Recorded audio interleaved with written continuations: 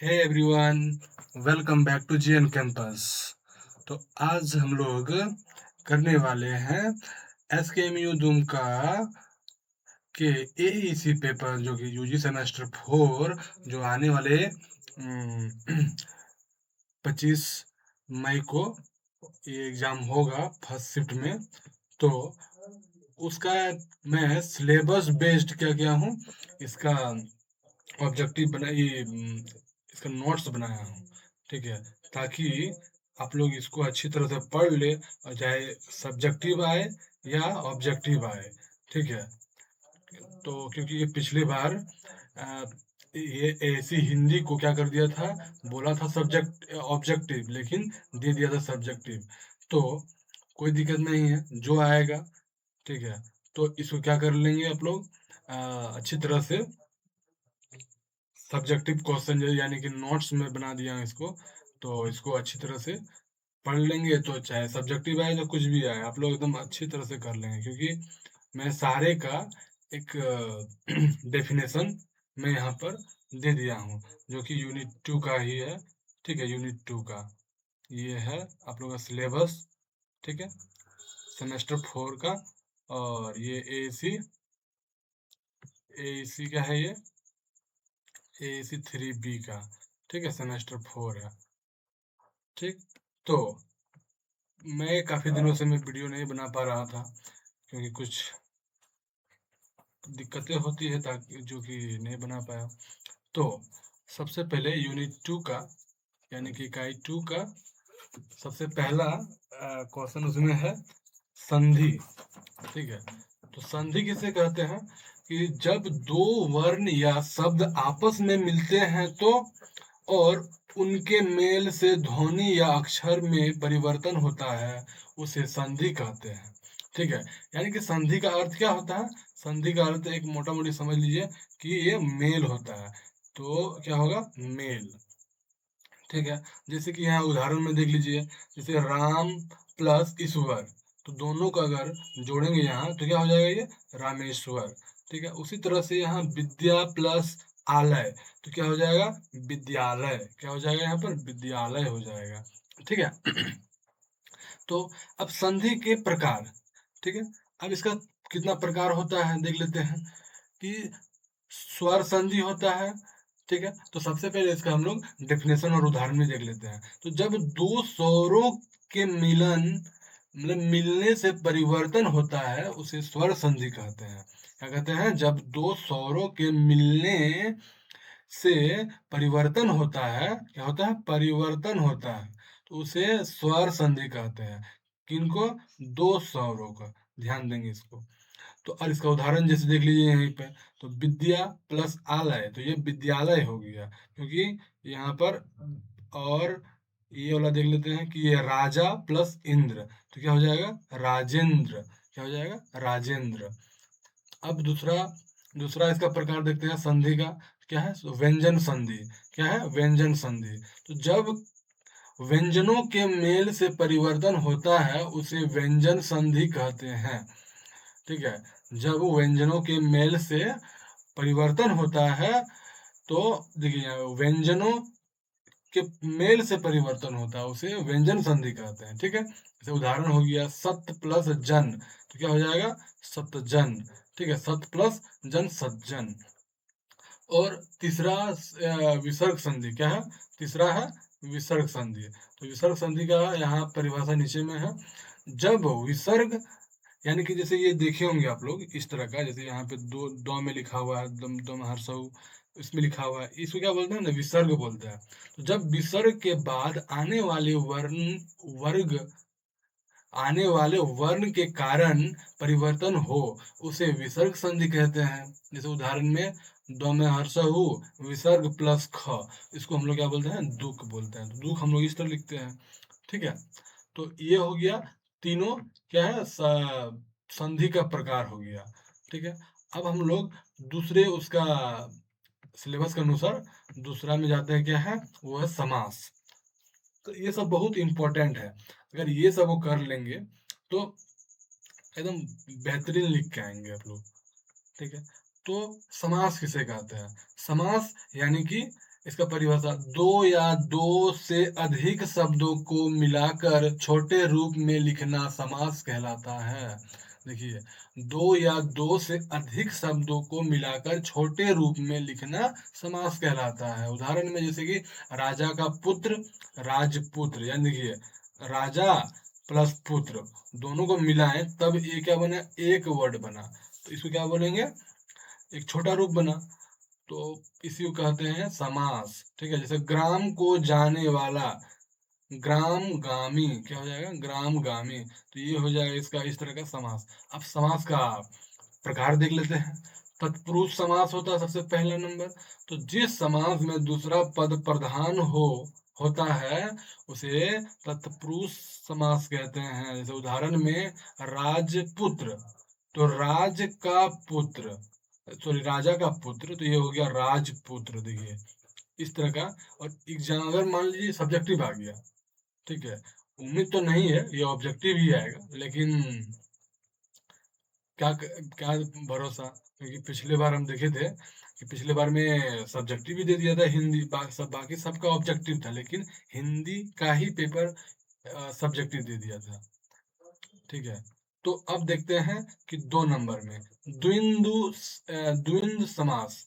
ठीक है, क्या है, द्वंद्व समास, तो जिसमें दोनों पद समान महत्व रखते हैं, जैसे कि माता और पिता, उसमें दो है, दोनों है, लेकिन दोनों का महत्व है इसमें, और माता भी है पिता भी, तो इस तरह का वर्ड है, इसको द्वंद्व समास बोलते हैं। क्या बोलते हैं, द्वंद्व समास। अब है बहुव्रीहि समास। क्या है, बहुव्रीहि समास, तो बहुव्रीहि समास का नीचे यहाँ पर डेफिनेशन और उदाहरण दिया हुआ है, जिसमें कोई तीसरा अर्थ निकलता है।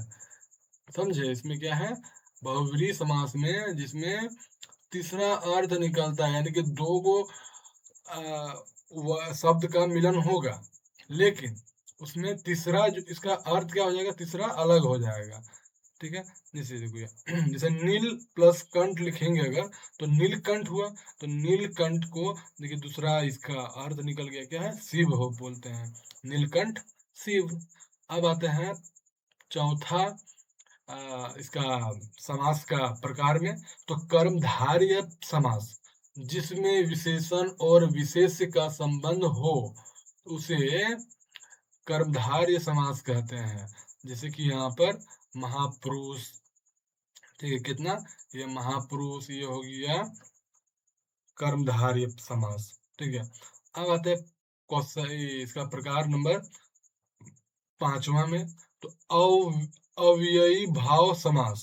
ठीक है, तो जिसमें पहला पद अव्यय हो, यानी कि प्रतिदिन। ठीक है, इसमें क्या है, प्रतिदिन इसका अव्यय हो गया। तो इस तरह का अगर पूछ दे, कि हो सकता है कंफर्म पूछे कि अगर ऑब्जेक्टिव क्वेश्चन में अगर ये इस तरह का क्वेश्चन पूछेगा कि समास के कितने भेद होते हैं, उसमें दे देगा 2 4 5 3, इस तरह का दे देगा, तो क्या करेंगे हम लोग, नहीं कर पाएंगे। तो याद रखेंगे, समास के 5 भेद, संधि के 3 भेद, है ना, देख लीजिए यहाँ, तो संधि के 3 भेद, व्यंजन संधि, विसर्ग संधि, स्वर संधि। ठीक है, तो इस तरह का है। अब आगे देखते हैं हम लोग। अब तीसरा में आते हैं पर्यायवाची शब्द, तो ये सबको जानते हैं, फिर भी एक बार हम लोग देख लेते हैं कि जिन शब्दों के अर्थ समान होते हैं उन्हें पर्यायवाची शब्द कहते हैं। जैसे उदाहरण में सूर्य को रवि भी बोलते हैं, भानु भी बोलते हैं, दिनकर भी बोलते हैं, चंद्रमा को शशि बोलते हैं, इंदु बोलते हैं, पृथ्वी को धरती बोलते हैं, वसुंधरा बोलते हैं, भूमि, धारा, ये सब बोलते हैं इसको, पृथ्वी को। तो इसी तरह का मतलब वर्ड अलग, यानी कि शब्द अलग, मीनिंग या फिर अर्थ इसका सेम रहेगा।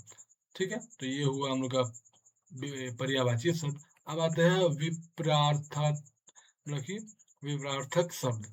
ठीक है, तो इसमें क्या होता है, ये इसको एक विलोम शब्द भी कह सकते हैं, और एक हम लोग लोकल भाषा में उल्टा शब्द बोलते हैं, यानी कि जस्ट उसका उल्टा, जैसे दिन है तो रात, सुख है तो दुख।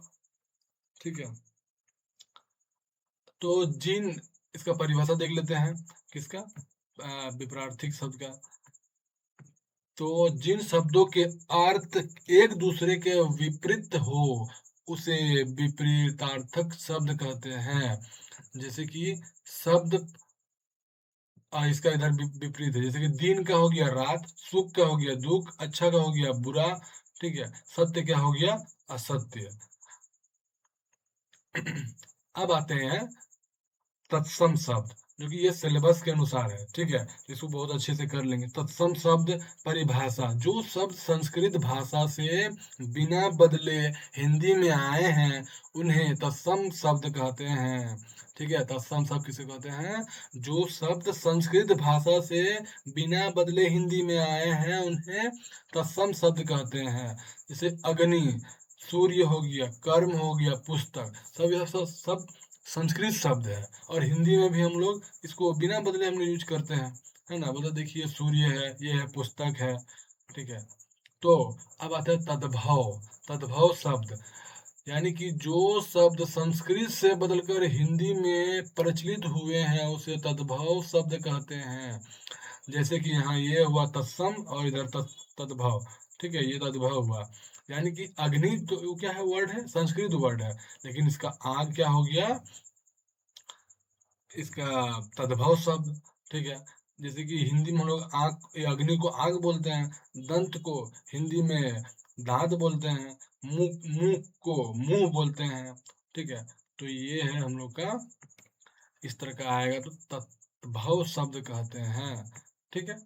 अब देखते हैं हम लोग 7 नंबर में, अनेक शब्द के लिए एक शब्द।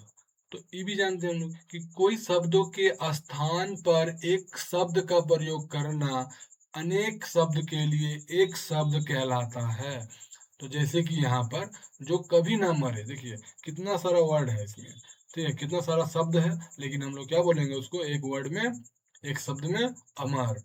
जो शब्द, जो सब कुछ जानता हो उसको सर्वज्ञ बोलते हैं, जो पढ़ा लिखा ना हो उसको अशिक्षित बोलते हैं, ठीक है। तो इस तरह का इसको बोलते हैं अनेक शब्द के लिए एक शब्द, ठीक है।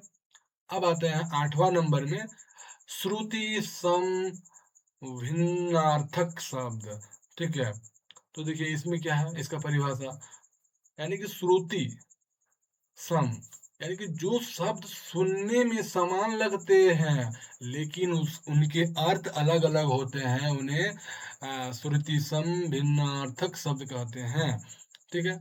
यानी कि जैसे दिन, दिन, दिन को अगर हम लोग क्या बोलेंगे उसको, आज कौन सा दिन है, परसों कौन सा दिन है, लेकिन ये इसका दिन इस तरह का लिखा रहे तो वो हो जाएगा गरीब वाला, ठीक है, वो क्या हो जाएगा, गरीब वाला हो जाएगा। इस दिन का मतलब ये हो गया समय हो गया, इस दिन का मतलब समय हो गया। अब देखिए ये बोला था फल, फल का मतलब परिणाम, लेकिन ये फल मतलब होता है खाने की वस्तु, ठीक है। तो इस तरह का आता है।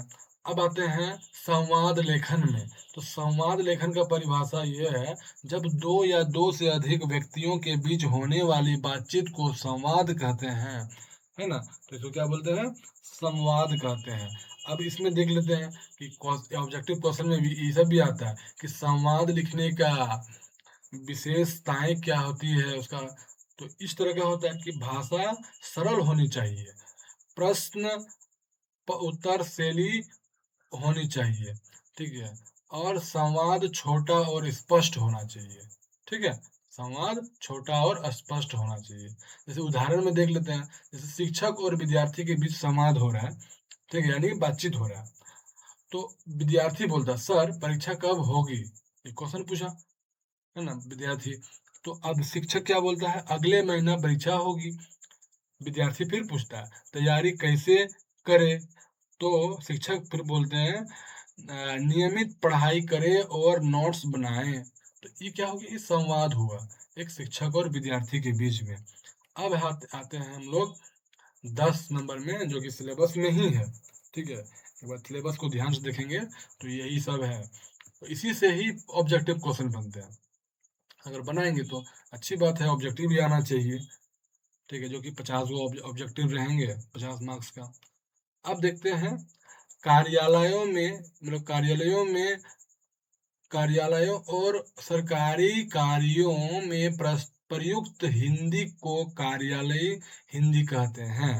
तो कार्यालय हिंदी मतलब क्या समझे कि कार्यालय यानी ऑफिस में हिंदी हिंदी यूज होता है, हिंदी हर चीज होता है, मतलब लिखा जितना लिखावटी होता है सब कुछ हिंदी में होता है, इसी को कार्यालयी हिंदी बोलते हैं। इसका विशेषताएं क्या होती है कि भाषा सरल और स्पष्ट हो, औपचारिक शैली हो, संक्षिप्त क्या हो एवं प्रभावशाली हो।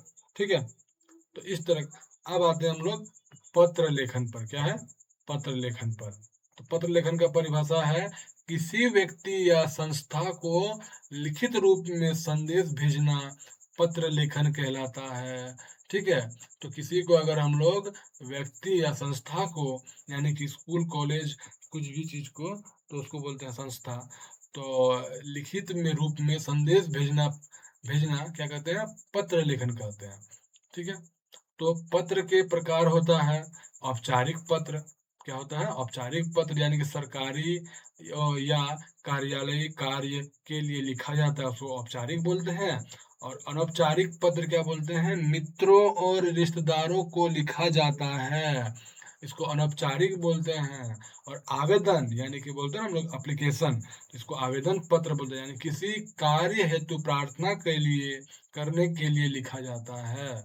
ठीक है, इसीलिए हम लोग उसमें लिखते हैं इसमें सेवा में श्रीमान प्रधानाध्यापक मुझे 4 दिनों की छुट्टी दी जाए, इससे मैं सब आपका आभारी बना रहूंगा।